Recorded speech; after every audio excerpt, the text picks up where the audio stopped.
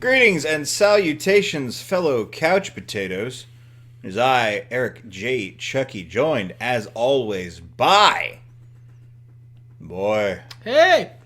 This is the Two Nerds Podcast, and before we get into the incredible topic of conversation that you see on your screen before you, like the podcast, comment on the podcast, both at the same time helps. Subscribe if you haven't already, because how else are you going to know when we put up new episodes?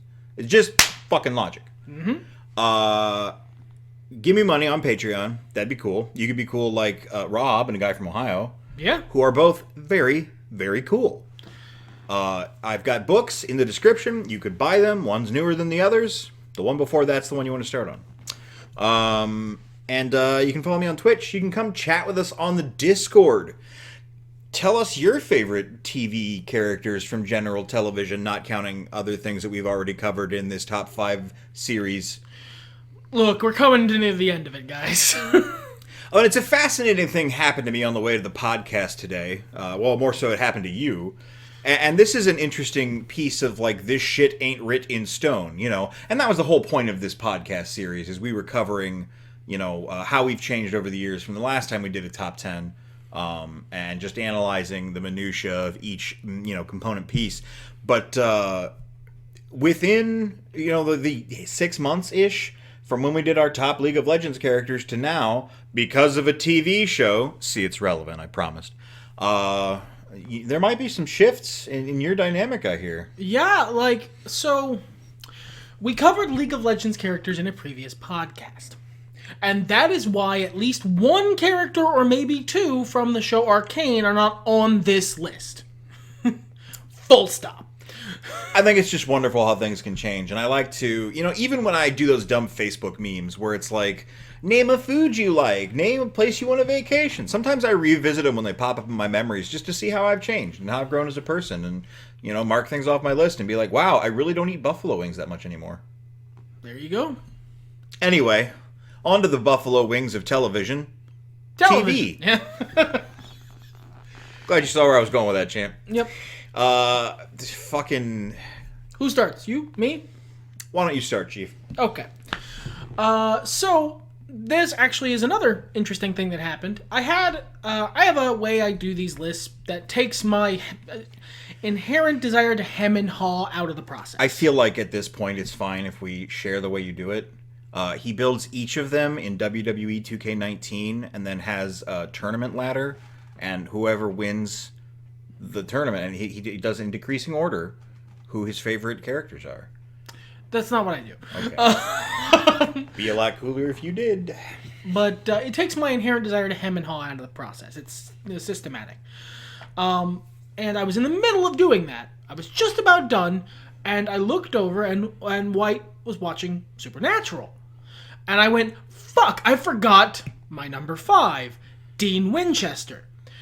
And I immediately took out the person who was at number 5, put him right in above all the other people on a giant list I had because I immediately knew he deserved to be on the list.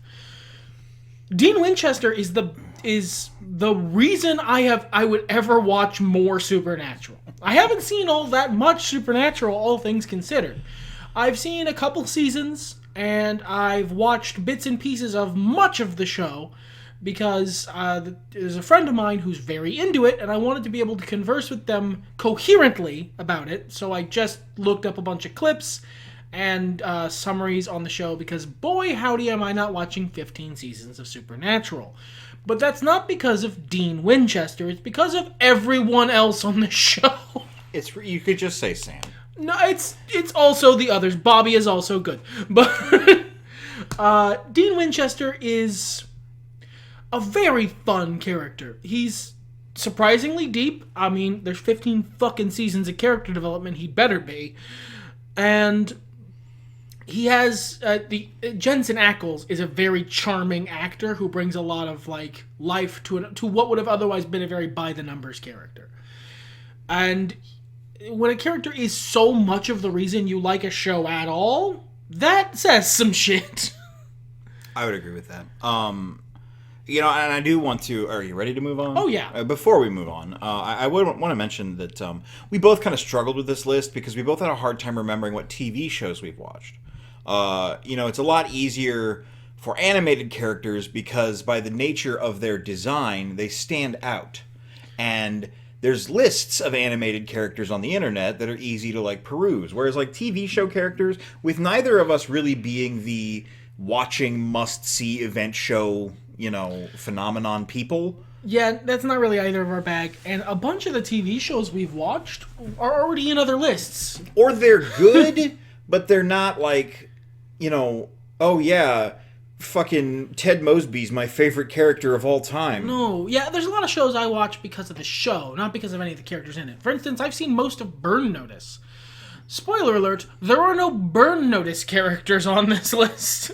But we each did our best to do some deep diving, and maybe there's shit in here we forget. Maybe I'm going to post this podcast and go, man. X, Y, or Z. Well, like you, actually, and if I may spoil one of your honorable mentions. No, go for it. You mentioned Hank Moody, and I went, oh shit. But there's no way in hell I like him more than the other character, famously played by this actor, Fox Mulder. The easiest part of my list is characters that have inspired me to make another character.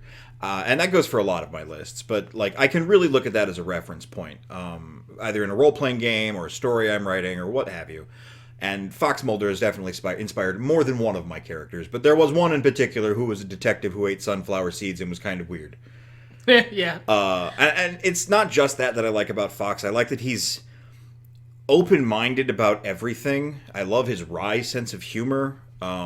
I like how determined he is. And he's just like... He's definitely not the first archetype I've seen for a detective in my life, but I think he's the one who... He's your Sherlock Holmes. He really is. Like, there are other... I mean, like, we joke about, my love affair with Jessica Fletcher, but I think at the end of the day, Fox Mulder trying to find aliens... It's the one you gravitate towards. He's got the quirks. He's strange. He's my Columbo. And that's important. It's an important thing to have. And I love David Duchovny as an actor. I think he's done really great stuff with every character he's played, even when he doesn't give a shit. Perhaps especially then. All right. Moving on to my number 4. My number 4 is... So, like I said, when I do this, I make a big list of all the characters I can think of that I actually like as characters, and then I do actually basically do like a round-robin tournament with them. I have a little program that helps me do it quickly without it taking a billion years. And I really didn't expect this guy to end up, of all of the people from this show, to be the one who ended up on my list. But Dude, Giles is great from Buffy the Vampire Slayer, if you're not familiar by name. He's the best character on that show. He is, and it's another one of those I can't believe I forgot about this character things. Because I have Buffy and Angel characters in my honorable mentions. But, like, Giles literally, again, inspired multiple characters. One, a very prominent E-Fed wrestler I did. Because he's fantastic. He's got great character development. He's got an interesting story as a character. But, I mean, a lot of it is just, at this point in my life, that he's the grown-up in the room. Trying to make sure everything goes well, I like that he's just trying to help. He's not an insufferable twee teen. I like that he's stuffy and like a little stodgy and exactly what you'd expect of a strange old librarian who also used to be Ripper. Yeah, he did used to be Ripper though, and that comes through sometimes, and that's cool. Yeah, it just adds a dimension to the character that didn't need to be there, but they did. And he serves as a good placeholder for one of the shows that raised me. Buffy the Vampire Slayer was a huge part of my childhood, and I forget that sometimes. Because it's just foundational. I mean, if you listen to the way I talk, you can tell that Buffy the Vampire Slayer was a big part of my childhood. I'm sure I've forgotten some of the phrases that have become common parlance for me that originated from there, or were at least popularized on the Whedonverse. But I would have to agree. Giles is a phenomenal character, and probably my favorite from the series as well. Who's your number 4? My number 4, Steen Winchester. Well, I mean, that makes sense. He's the best character from that show. I've only seen 5 seasons, 5 and like a half-ish. And I'm working my way through them slowly, but I watch TV slow, and I'm trying to watch this series with someone, which means time is a little more exclusive. So, he's always been the cooler of the two main characters. He doesn't whine. He's not conflicted about his life. And when he is, he's not a bitch about it. Sure. Until he is. And, like, he seems to have deeper reasons beyond, I don't wanna. And, you know, and I am talking about early seasons here. Of course, things change. But I feel like this is a show about him, and also Sam is there making things complicated. God, I think Dean would not. Yeah, ain't that the fucking truth? Yeah, he drives the series for me. And the acting is incredible as well. I mean, everything you said, you know, I'm not going to dwell too long on the character. I haven't seen the breadth of his stuff. But that should go to show, you know, the impact, the impression that this character has made on me. I'm not halfway through the series. And it's not like I just started watching it, so it's that, you know, new hotness. But, because it's been a couple of years now, and I've seen the show years ago besides. He's just a well-crafted, flawed, but deep individual. And I like to see that in my fiction. The fact that he's cool helps. The fact that he's cool helps a lot. He's got good one-liners. He's got good one-liners. He does good jokes. He's got a cool car that he knows is a cool car. He's an interpretation of many character archetypes that I've enjoyed throughout my life and played very strongly here. Yep. What's your number 3, my friend? My number 3 is actually a good time to mention something that you sort of mentioned.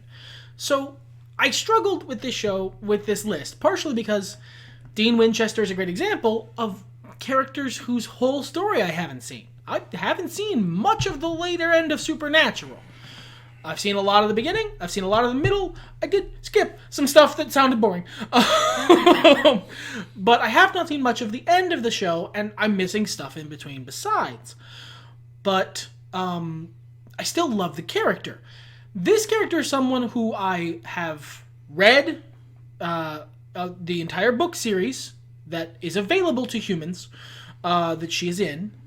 And I've also seen on TV, barring the very last bit.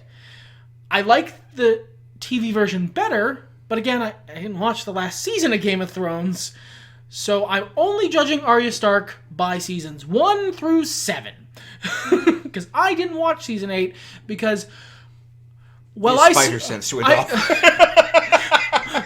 My elven eyes saw a dark cloud moving swiftly and against the wind, and I decided to go another way. And news says I'm right about that. But the story I saw, one, much of Game of Thrones until the later end, starting at about season 5, halfway through it-ish, is a really good example of adaptation distillation. It takes all of the stuff that's good about A Song of Ice and Fire and distills it and refines it and makes it better. With the exception of the later seasons. But Arya Stark is a great example of that. It changes a bunch of stuff that happens to her. It distills it, and you get to see more of what's going on. And she's the best character in that show. There was another character, who is going to be in my honorable mentions later, who was in the number 5 slot, who I ended up having to boot. But Arya is the best character in that show. She has an amazing story that basically is complete by the time I stopped watching. So I don't really care what happens after that. And she's got pathos. A lot of terrible, fucked up shit happens to her, but she never gives up. And importantly, like, she's really cool and badass. I'm not gonna say that's not a part of why I like characters. It is. Even when she's just like a kid, she's a badass kid, and she follows one of my favorite fictional archetypes, which is tiny urchin what steals and mouths off to people. You do like that. And then she grows up into a badass assassin. What's not to like about that? Maisie Williams' acting is great, and she's my favorite part of a show that I really loved. Until... My favorite characters from the show were Captain Blueballs and Professor Janitor. And we won't be explaining who those are. My number 3. Yeah. I don't know if I can ever separate this show from my life, and there's a part of me that kind of wants to rewatch it again. maybe after we're done with our other sitcom rewatch that's going on right now. My number 3 pick is Dan Connor from Roseanne. I haven't seen much of the new season of Roseanne or The Connors, so I can't really speak to the character there. But I don't know. You guys have watched a bunch of these lists by now. Like, he's not quite as good as Hank Hill, but he came along at a point in my life where it was more formative. So he's sticking around. He's a regular fucking guy who's trying his best. And sometimes he loses his temper, and sometimes he fucks up. But he loves his kids, and he loves his family, and he's tired. But he's still doing his best. And I have always had a lot of sympathy for the working man and the downtrodden. And he's a fantastic example of the mixed bag that a person can be. And, of course, you know, the jokes are hilarious. The acting is great. I'm a big fan of what John Goodman has done as an actor in his entire career. Yeah, he basically don't miss. So, yeah, there's not really a whole lot to say about Dan. He's not a complicated guy. And I think that's part of what I really like about him, too. I think part of it is that he's in a show that really plays to that character's strengths. Because you take that exact same guy and you put him in a much lesser show, like, say, Shameless, you're going to get a character who you hate. Yeah. Because a lot of it is the fact that Roseanne was a great show that allowed characters to still be empathetic. You know, you could still sort of feel for them whilst being flawed. Because it didn't make them irrepressible shitheels. It's almost like the writers of that show, during that time, knew what they were doing and were probably at the height of their craft. Maybe they could have climbed a little higher, and maybe they did. And eventually they fell down some stairs. Hey! Yeah. That's a Joss Whedon joke. 2 characters on our lists from the guy who made the Justice League. Just putting that out there. Look, man, sometimes... You either die a hero or you live long enough to see yourself become the villain, okay? Should have died, brother. Who's your number 2, Chief? My number 2 is Declan Harp from the show Frontier. Notably, of all the shows on this list, I think our number 2 are both unanimous in being a show the other person hasn't watched. I watched a couple episodes of Frontier, but I watched a couple episodes of your number 2. I didn't care for it. And that's understandable. But not because of this character. No. Declan Harp is this list's Jason Momoa. A Momoa in every list and a Statham in every pot. He's actually, I think, maybe my favorite character the actor's ever played. Partially because it's TV, so he has more time with the character than in like a movie, where you're dealing with a much shorter time frame. Notably, another character of his from another TV show that was also, unfortunately, ended before its time, almost made this list, but didn't quite manage to beat out this guy, and this guy took his place. I didn't want to put 2 on there. But my favorite character from TV is Jason Momoa. But he has the sort of fire, the sort of gravelly, sort of curmudgeonly machismo that Jason Momoa is kind of known for at this point. Yeah. But he's also a really tragic character because you can see that this is a guy who wants to be something more than what he knows he is. He could be a leader of men. He could easily be someone who rallies people around him and, you know, does something greater than simply vengeance. But given the things that happened to him, he doesn't really feel the ability to be that guy until he's got what he's owed. Until he has his vengeance, he can't be more than that. And Jason Momoa plays that very well, because there's a lot of points in the series where Declan Harp has the opportunity to turn aside from what is ultimately a very self-destructive quest to destroy those who ruined his life. And he struggles with the fact that he definitely doesn't do that at any of those points. Doesn't end super well for him either, but that's a really interesting character arc. And it's one that could easily be really frustrating because watching someone just refuse to be better at, like, again and again and again and again and again could grow to be very frustrating, but it doesn't because you can understand. They do a lot, not just, Jason, but the show does a lot to really make it understandable that the guy who did him wrong still hasn't gotten his, so it's not time to give up yet. Yeah, again, my personal experience with the show, I think, was created a lot by burnout from other very serious... and this is a very serious show. It's drama, yeah. Like, I was having Game of Thrones burnout, Walking Dead burnout, The Walking Deader, or whatever the other one was. I will say that Frontier is better than all of those shows. So maybe I'll sit down at some point and give it another shot. It's like, what, 2 seasons? 3? It's very self-serious. I don't know that it'd be your bag. And it might not be, but, I can like serious things. It's not super long, and as I understand it, there's not going to be any more of it. Sure. So, hey man, sometimes you can put something on while you're playing a video game and just chill out and relax and absorb a story. Yep. And again, he's very cool and badass, and that helps. And I want to see a cool guy do badass things. When he was throwing the axes and bullet to the head, that's fucking fine cinema. Well, then you'll like a lot of a Frontier. Speaking of quietly badass, my number 2 slot, and it's a little foreshadowing here. I don't know if y'all have picked up on it, but you'll get there. Our number 1 is the same, and it is so intrinsic to who we are as people that the Batman rule almost applies here. Like, we could have reasonably said that. I don't want to, because I want to talk about our number 1. But yeah, if I wouldn't have been surprised if we had come to the conclusion that no, this is number 0. What's after that? Right.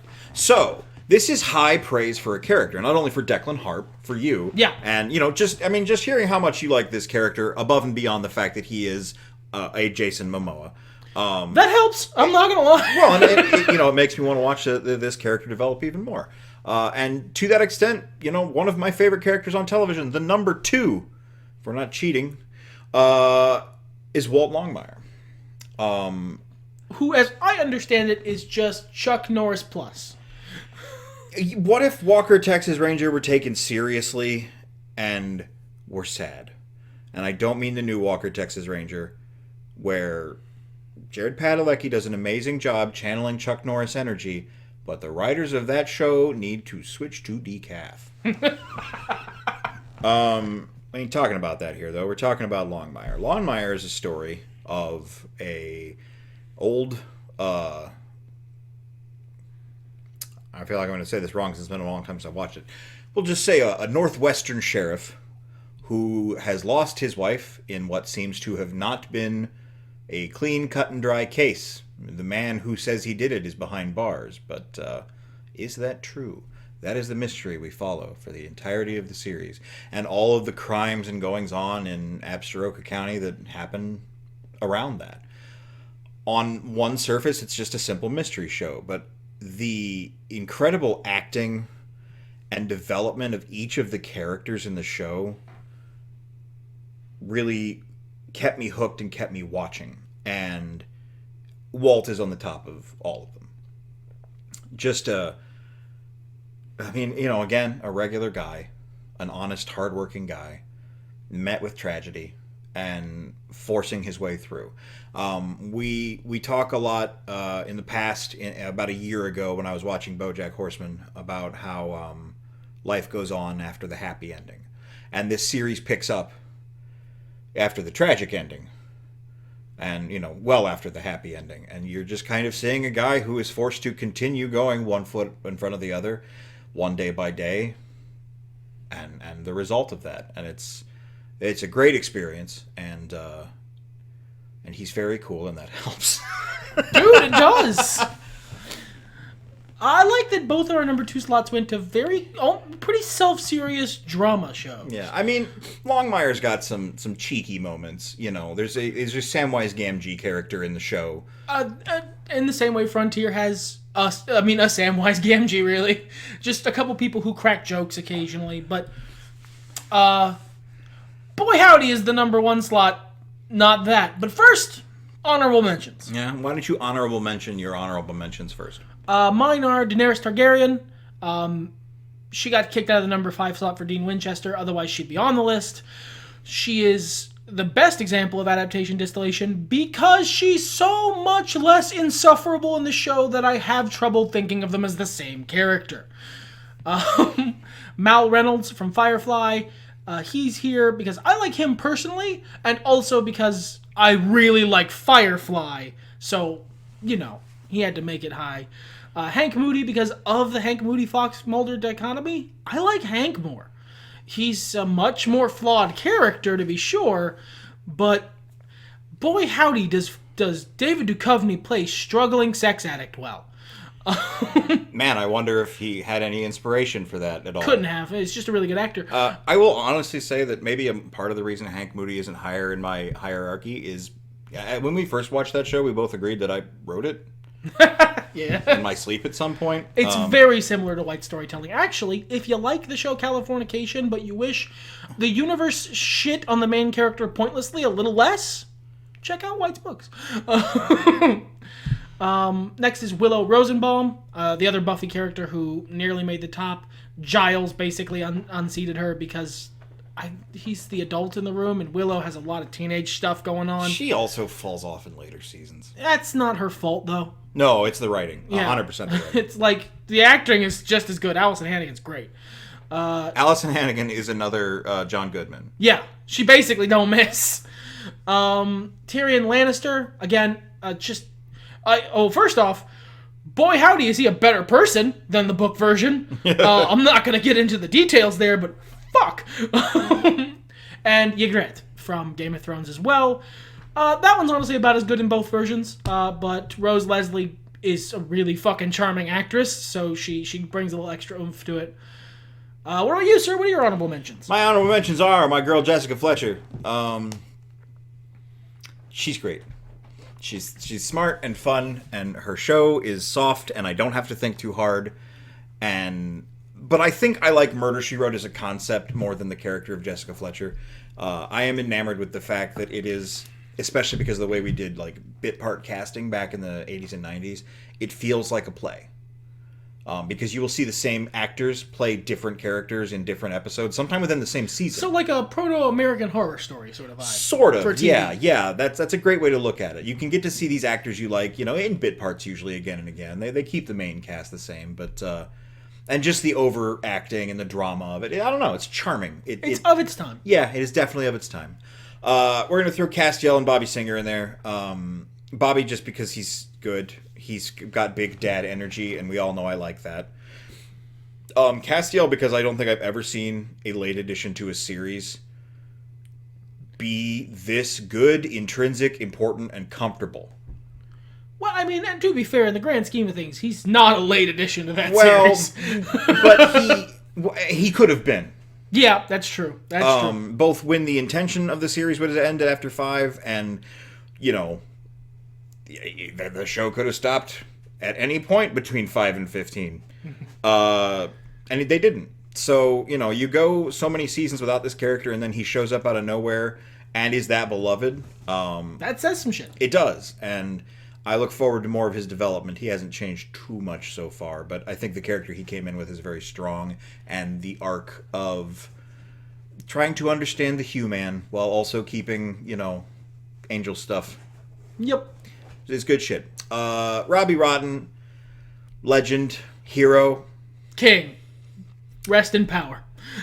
My two Whedonverse characters are Lorne Green. I was less of an angel guy, but otherwise I can see that. I'm a Lorne guy. Yeah, you are. Both of those series, about half of them I could just toss in the bin. Like, not half the characters, half of the series. Well, a lot of it was just wasted time. Yeah, basically.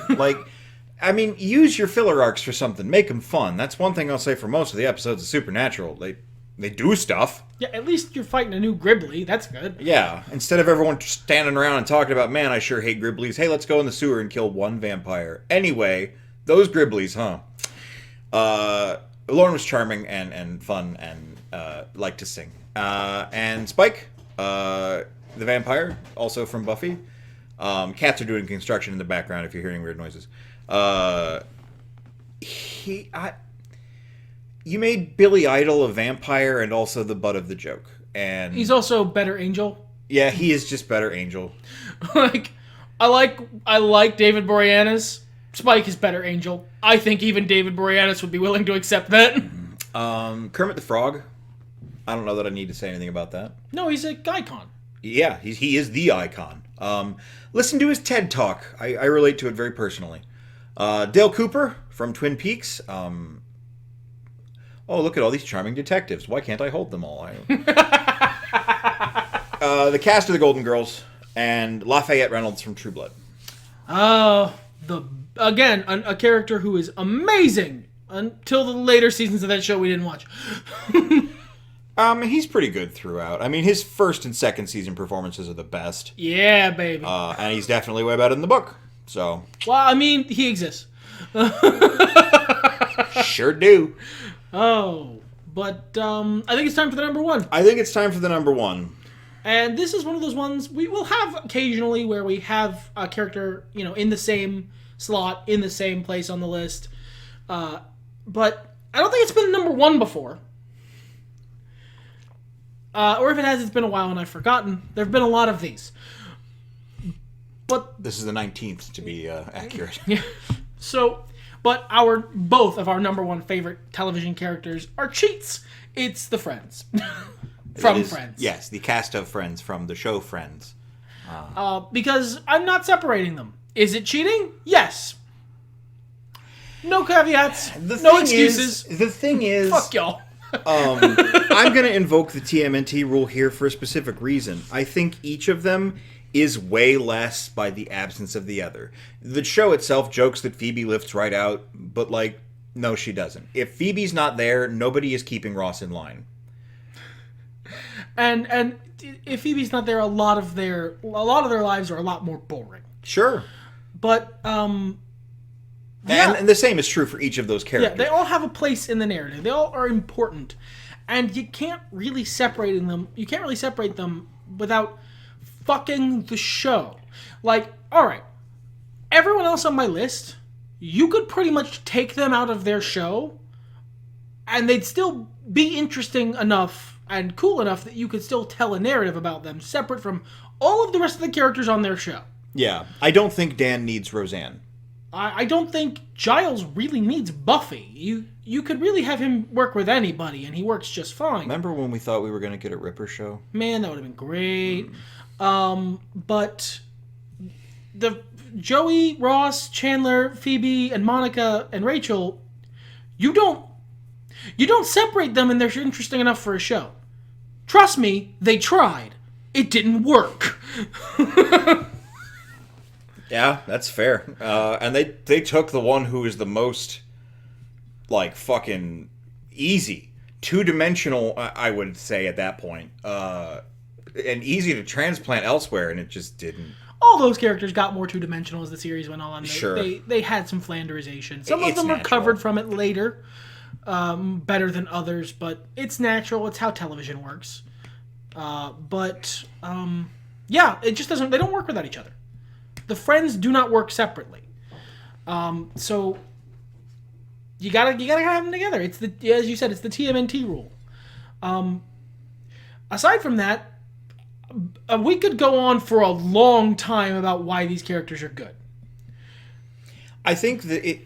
I mean, again, I'm gonna talk about the Ninja Turtles here. I think it's because each of them embodies an archetype that plays so well off of at least two other characters within their little circle that they form like a sigil of comedy power. Yeah, and there are some that they don't play as well off of. You don't get a lot of Chandler Rachel episodes. No, and even like Chandler Ross, they have such an old familiar dynamic. There's not a lot going on between them.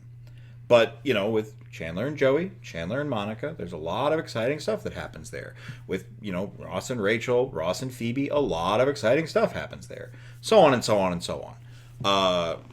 And they each lift each other up enough that even outside of those dynamics, you have some really fun shit. And it comes down to great writing and great dialogue and great execution and great comedy timing and one of the best physical comedians of the modern age. David Schwimmer is a fucking genius. That dude was the best physical comedian of his era of television. That I don't think is disputable. I'll fight you. I think David Hyde Pierce might have been able to take it if he'd done it more. But also, I'd like to make the case for Ross. The internet hates Ross. Why? He's not a perfect dude, but fucking none of them are. That's kind of the thing, I've never really fully understood. I mean, looking back at Friends and rewatching it as we are, as I hinted toward earlier. First of all, the first few seasons happen in the 90s. And we thought about things differently back then. But even then... He's okay. It's not as bad as it could have been. Look, late season Ross gets a little goofy. But again, so do the rest of them. Late season Ross has also been through a lot of shit. Like, a lot of shit. The last time I watched this series was before events that occurred that you might have been able to pick up on the subtext of if you watch our show. Before I watched BoJack Horseman, put it that way. And now I watch Ross and go, I get it, buddy. I have been in exactly that place and I understand. He's going through some shit, and he didn't react well to most of it. Yeah, he's not a bad guy. He's a guy who's allowed to make mistakes. Rachel's not a horrible bitch. She just makes mistakes. She's just a person. Everybody's just a person. They were on a break, though. Absolutely. Like that, they were on a break, though. Yeah. I don't like. Aside honorable from just mention, add to the list, Dr. House for acknowledging that. You know what? Yeah. Good job, Edwin. I don't remember your first name. But I think we're done here. Yes. Everything's better when nerds talk about it. Fuck it.